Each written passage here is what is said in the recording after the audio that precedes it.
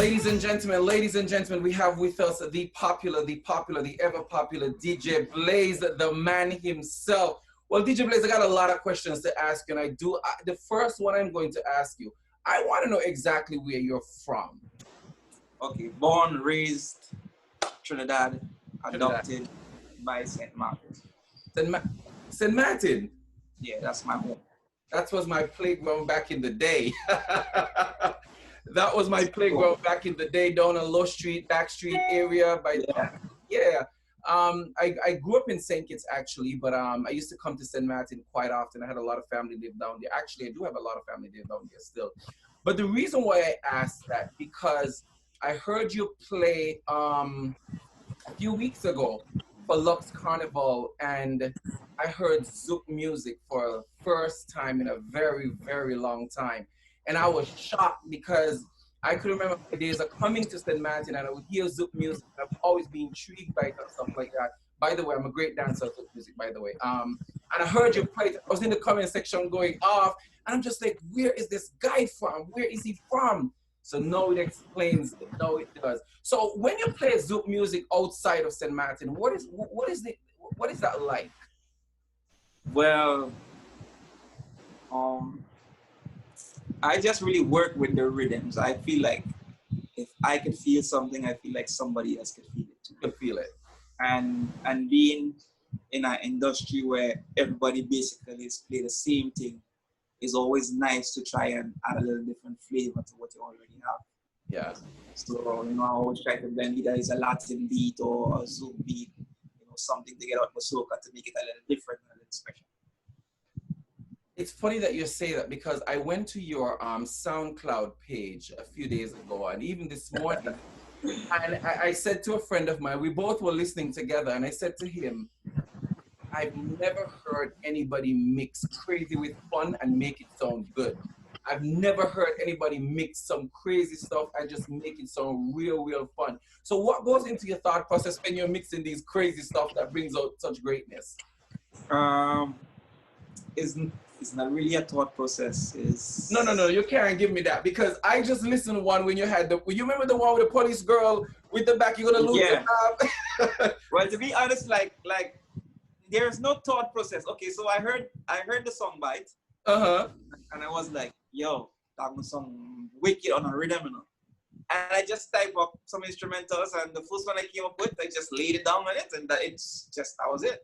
So it's not like it's a big, like I feel the words, I know how to arrange the words, and I feel the rhythm, and so I just put them together and. Yeah. So I'm gonna tell you what I did. I'm gonna download that, and that's gonna be my ringtone. I'm gonna tell you. I'm gonna tell you straight up off the bat. I'm gonna download it, and that's gonna be my ringtone. Because when I heard it this morning, I'm like, this guy is crazy. Like he mixed that with this, and then it sounds so good. I said, no, I'm making this my ringtone. That's crazy. But let me ask you a question though. How are you doing yourself now that we know COVID-19 is here? It's been here for a long while. And we're right in it now. They're saying there may be a second wave. How are you doing personally within yourself? And Me personally, I'm doing good. I have nothing to complain about personally. Interesting. If I was to say business-wise, I'm doing okay. I'm getting a lot of rest. Okay. And I'm enjoying that because I've been traveling extensively for the last 3-4 years. I mean, like almost every weekend I'm going. So I'm enjoying my time at home right now. I have stuff to keep me busy at home. There's basically nothing for me to really complain about. Yes, I'm not making money like I was making money before, but I'm fortunate enough to be in a position where I have enough rations to survive. All right. Well, you know, your prime minister says crackers and cheese. So, you know, your prime minister says crackers and cheese. I got my crackers. Listen, I stocked up on crackers. I stocked up on sardines. Good, man. Listen, when she said that, I was like, okay, she really from St. Martin, boy. She really from St. Martin. But that's good. I like the fact that you're not complaining, because a lot of us get so you know, when these things happen, we get so agitated that we're not able to do the things we normally do. We're not able to go to places we normally go. And especially when our finances get in problems, like I'm not making the money I used to make to live that life. So is it fair to say that COVID-19 has messed up some of your gigs for you as a DJ? Yeah, it basically messed up 80% of my gigs in 2020. I was booked for almost every major carnival, every major festival that involves soca. Wow. From to book places I've never been this year, and COVID That took it also. all out. But trust me, I'm not even bugging. I'm not even bugging. Like I said, I'm just in a position where I can last for a while before I do bug. I made some. I put it this way: I made some investments that I can live on during a time. You see, that's the smart thing as well too. A lot of us are in the entertainment industry, and a lot of us understand our craft that we do, but a lot of us don't really understand the business side towards it. So it was very profound to hear you say just now that you invested into certain things outside of your daily gig, right? And that's a major point that I wanted to bring home here, is that the entertainment industry is an industry that we all love and we all know the craft, but how much of us actually know the business side and the things behind it? With Carnival being disrupted all over the world, what do you think as a DJ Carnival is going to be looking like moving forward with, of course, COVID-19 in mind? Because St. Martin canceled, Trinidad hasn't yet, Grenada, a few other Caribbean islands. What do you think is going to be the future of Carnival? Well, it's going to the incline we had, or the way that soca music was moving up. That's going to slow down. But I honestly believe that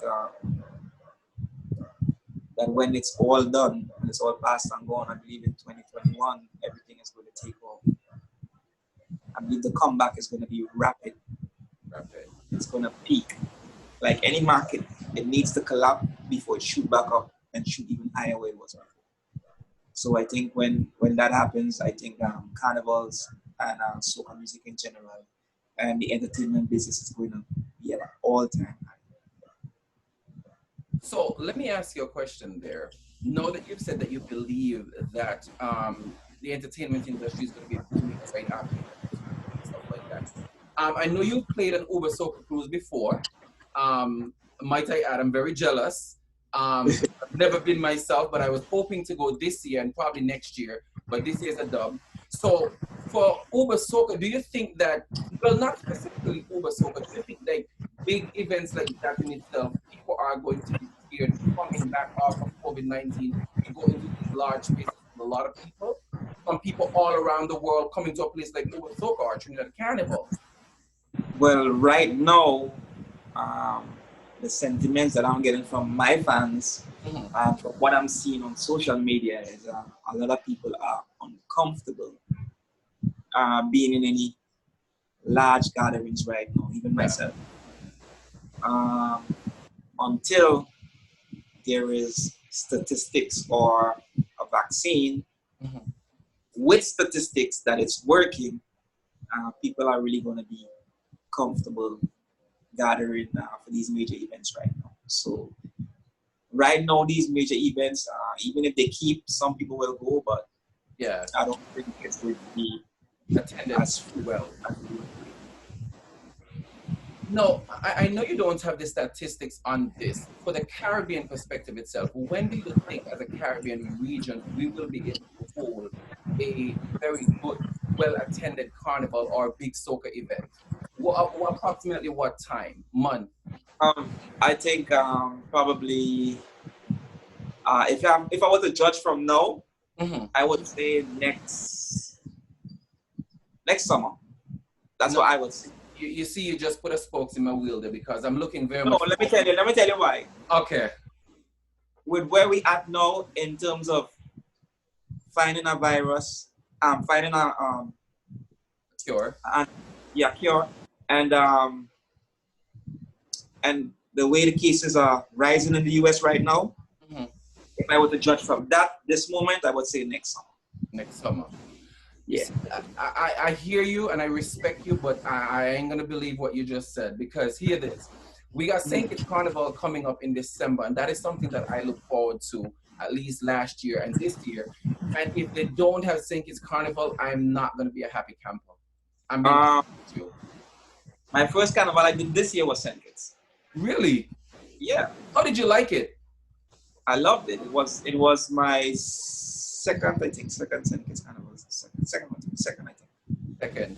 Yeah. So my first carnival was St. Kitts, and the second was Trinidad. As we came back from Trinidad, everything just went viral. Off. Yeah. So I would love to have the St. Kitts carnival this year. I would love to be part of that if it happens. But like I said, we need to see some good statistics before people really feel comfortable coming up. I think Caribbean people are going on the term of it ain't down here as much, and I want them to keep that mentality but still play it safe, because I'm hoping that St. Kitts Carnival comes alive. And you know what I would like to see for St. Kitts Carnival? I would like to see a bunch of the Caribbean good DJs like yourself, like Stephen, International Stephen and stuff like that. A lot of you international DJs come together and come to St. Kitts and just kill it for one night. Just kill it for one night. Well, I don't want any royalties. I'm just putting it out there. If it's happening, I'm gonna be there. I don't want any royalties. I just put it out there. More than one night as well. Okay, I could say let's say 2 to 3 nights. Listen, I have a strong base in St. Kitts. I have a lot of support. I know. So if I'm gonna come to St. Kitts, it's definitely gonna be for like a whole weekend or a week. Friday, Saturday, and we just thump it out all them nights. I actually love St. Kitts. I've been there a couple times. Mm-hmm. I think I love it. Great idea. I love St. Kitts because we haven't done anything in such couple months leading up to St. Kitts in December. I'm still hoping that we have it, and I would love to see all the top DJs in the Caribbean just come down and just kill it, just throw a big soca event and just kill it. Well, I think that is happening tonight. I think you always have some big events that is happening around Carnival. Yeah. So that's definitely something that will happen. I know if the carnival happens, definitely. Well, I'm lobbying for the carnival I'm really lobbying for the carnival to happen. Tell me one thing that you have not done, one place or place you have not DJ, or a show that you have not been on that you're waiting to get on. Man, there are a lot of places I haven't been, and a lot of shows that I'd like to be on. I don't think one person could be everywhere and be on every show. If I was to tell you, I'm gonna be the fairy godfather for 2021 and give you 2 places that you would like to go and DJ, where would those 2 places be? I can't say that right now. I really can't say. There is no place that I really sit and envy and wish I was there, to be honest. I just take it. Huh? I just take it as it comes. Okay. I've heard about this small island soca cruise that's coming up as well. Are you going to be a part of that if you can disclose? No. No. Okay. All right. That's I have not been contacted by anybody or have no affiliation. I just like you, I just heard about it. That's okay. Okay. Yeah, I just heard about it too. I haven't really know in depth of what going. I tried to go on the website a few days ago, but I got to sign up and all that stuff. So I was like, nah, I'm just another time. Now let me ask, what is when you're not on stage or you're not in the lab doing these crazy mixes, what are you like outside of all of that? Husband, a father, cool dude, a regular person, man. Relaxing in St. Martin. I relax, I'm a regular person, man. Love to laugh. So as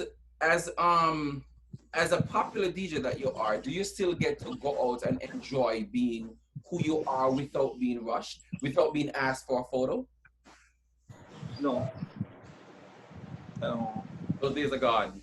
I can't go nowhere that nobody don't know me. Wow. Yeah.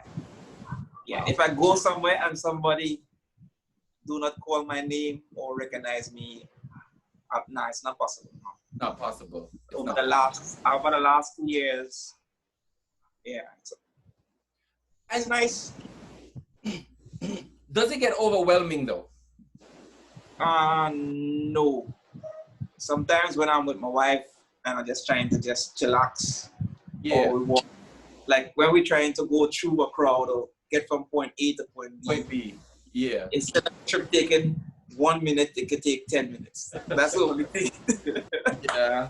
You know, I can relate to a little bit of that. When I went to St. Kitts in December, after being away for like 14 years, I had to leave home at least an hour before to go anywhere because it was that crazy. Somebody want a photo, somebody want to ask you a question. So I can definitely relate to that. What's next for you? What's next for me? I really don't know. You know? I really don't know. Listen, I just enjoy playing music. I love music. I play it as I feel it, and that's just it. I ain't got no plan And nothing. I don't know when I'm gonna stop. I don't know, man. I'm just gonna keep doing it until people stop requests. People stop requests. Yeah. Now, you mentioned that you have kids. Would you agree to any one of your kids coming up in this entertainment industry and going into the path that you've chosen? Well, I have never tried to encourage them to get into it. I encourage them to do well in school and try to become something that not any and everybody can be.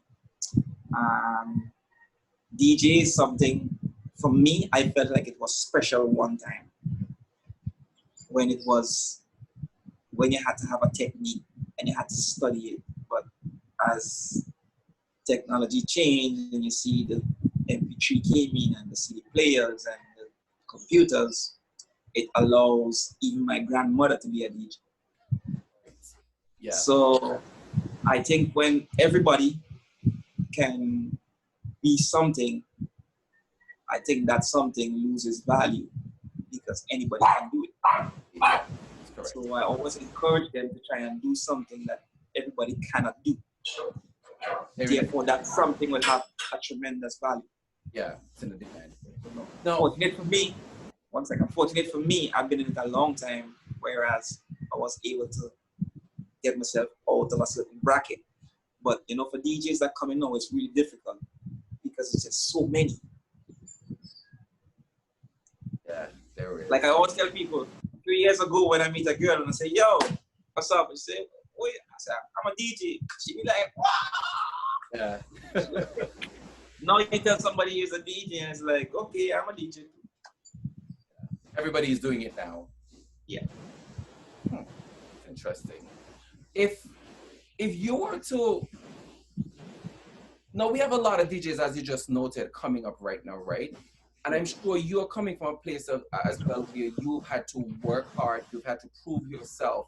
What advice would you give to young entertainers in this industry coming up now in terms of their craft and as well as their value? What you said kept you grounded to push through to where you are now, and what advice can you give them in terms of that? All right, first of all, don't look for validation from any other DJ. A lot of DJs does. I mean, I was there as well. Always looking for validation from a bigger DJ than you. You know, you want a bigger DJ than you to recognize you and say, well, yeah, you know, you do your thing. No. Do your own thing. Build your fan base. Strengthen your social presence on social media. And be free spirit in what you do. Don't try to be like nobody else. Try to create your own lane. So you got your own lane and you build your fan base, promoters will call you. You don't need to go on the Instagram page and try to get that. No, you don't need to do that. People will talk about it. People will share your stuff. And people will start to pressure the promoters them to book you. You will. So what about the compensation and the value aspect? I know I'm deeply rooted into that field as well, where I see a lot of entertainers or entrepreneurs are complaining that they don't feel they're compensated and respected enough in this field.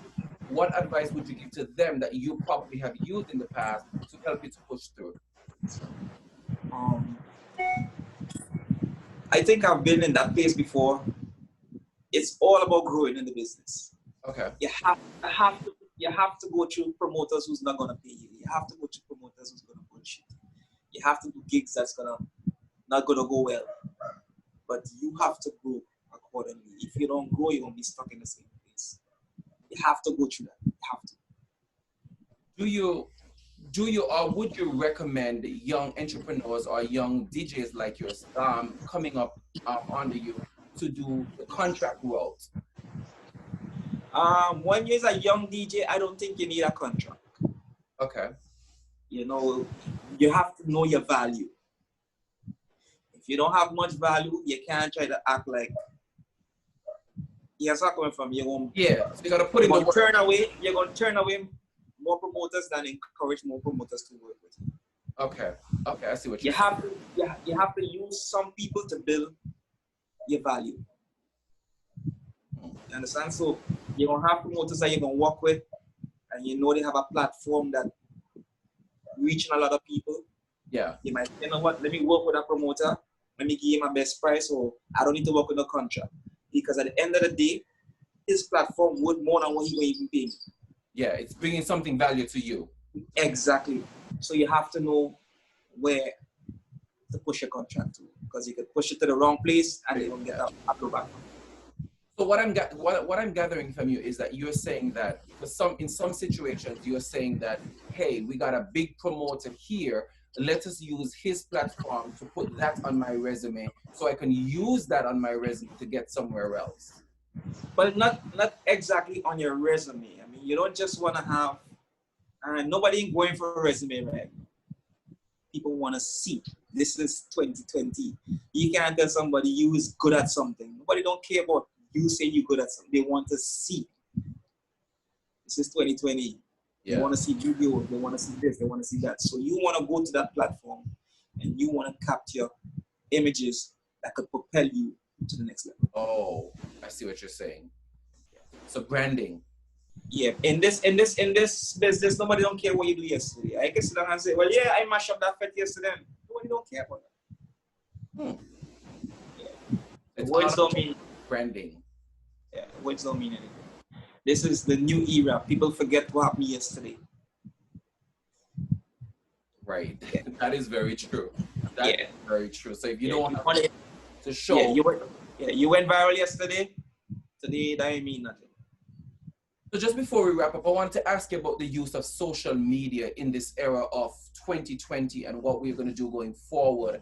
I see that you're an avid user of social media as well. What advice can you give other young DJs coming up or just in the entertainment industry about social media and their craft? Social media should be the key for young people or young DJs. For the older DJs, social media is a little harder. Yeah. But for the young guns, if you're a young gun and you can't do social media, you shouldn't be a DJ. You shouldn't be in the entertainment business. I swear. That's straight up. You're supposed to have that on lock. Yeah. You look at all of the young artists, they got ton loads of views, ton loads of likes, ton loads of followers. Because they can connect well with the young people. The young people who run. So if you're a young DJ, you should be able to fall in that bracket and you should be able to connect. Yeah.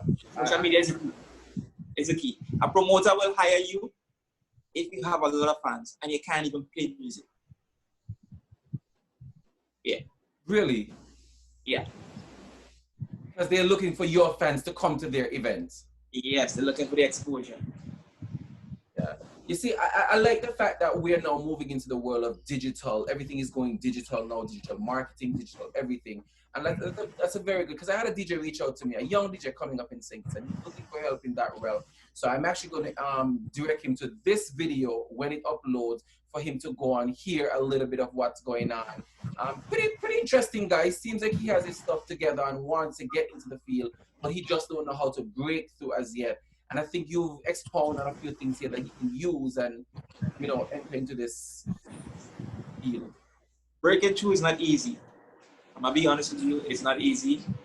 It's easy if somebody takes you and propel you to the top, but most of the time when that happens, because you didn't nurture enough or you didn't build a solid foundation, you find yourself falling back now. Falling back, yeah. But if you stick to it, if you stick to the script, if you dominate social media, you do your mixes, you get your name out there. A lot of DJs don't know that. A lot of DJs don't do mixes and expect their name to transcend. That's you gotta do mixes. Originality. Yeah, because I mean, like every single day, my SoundCloud is turning. Somebody sharing it with somebody downloading it, somebody exercising with it, somebody have it on repeat. And once you get those fans, they just keep moving with you and help you build.